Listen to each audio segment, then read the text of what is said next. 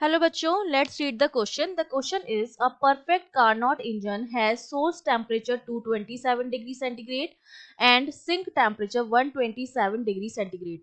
Find the efficiency of the engine. If 10,000 joule of external work is to be done, find heat received from source and heat released through the sink. तो हमें क्या निकालनी है, एक तो कितनी heat receive हुई है सोर्स से और कितनी हीट रिलीज हुई है सिंक में, वो हमें कैलकुलेट करनी है।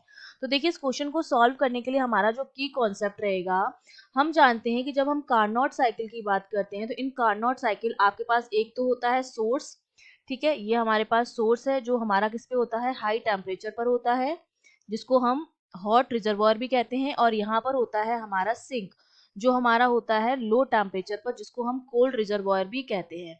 ठीक है, उसके बाद हम क्या देते हैं, सोर्स को हीट देते हैं। सपोज हमने इसने सोर्स ने जो हीट ली है वो Q1 हीट जो है एब्जॉर्ब की है। इस Q1 हीट से कुछ तो ये क्या करेगा, वर्क डन करेगा यहाँ पर। ठीक है, वर्क डन सपोज W किया, तो अब बची कितनी हीट, Q1 में से W जो हीट है वो तो वर्क डन में चली गई, तो जो बची हुई होती है वो हम डाल देते हैं सिंक में। ठीक है, जिसको हम नाम देते हैं Q2। तो हमें Q1 एक तो कैलकुलेट करना है कि सोर्स ने कितनी रिसीव की, एब्जॉर्व की, और एक हमें निकालना है Q2 की हमने सिंक में कितनी रिलीज की है वो हमें निकालनी है। तो Q1 और Q2 की वैल्यू हमें निकालनी है। तो देखिए सबसे पहले तो हम निकालेंगे एफिशिएंसी। टेम्परेचर तो दे रखा है सोर्स का वो 227 है, तो 227 क्योंकि हम कैलविन में लेते हैं तो प्लस हम इसमें 273 ऐड करेंगे, तो ये मेरे पास कितना आ जाएगा वैल्यू, 500 कैलविन। सिमिलरली सिंक का जो हम निकालेंगे 127 प्लस 273, तो ये मेरे पास कितना आ जाएगा, ये आ जाएगा 400 कैलविन। अब हम जानते हैं कि जो एफिशिएंसी होती है कार्नोट इंजन की वो होती है 1 माइनस T2 अपॉन T1। तो यहाँ वैल्यूज पुट कर देते हैं, 1 माइनस T2 की वैल्यू कितनी है, 400 है, और ये कितनी है, 500 है। ठीक है, ये मेरा क्या है, T1 है, और ये मेरा क्या है, T2 है। तो इसको जब हम सॉल्व करेंगे तो ये वैल्यू आती है 1/5 के बराबर, और 1/5 अगर परसेंटेज में निकालना चाहूँ तो ये मेरा कितना हो जाएगा, 20% हो जाएगी। ये मेरे पास एफिशिएंसी आ गई है।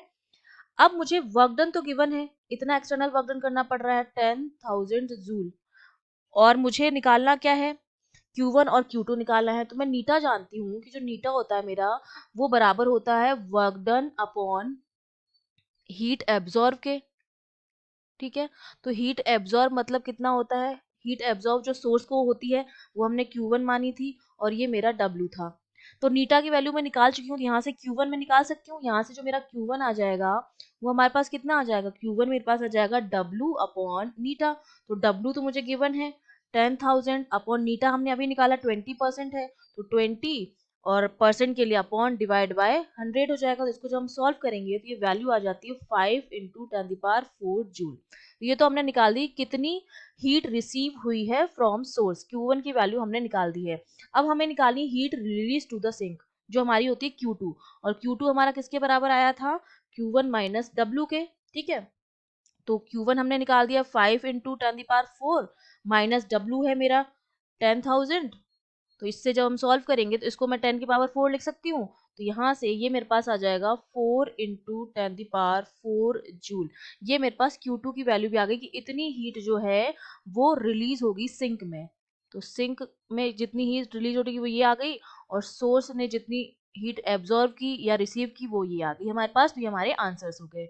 I hope you understood well. All the best.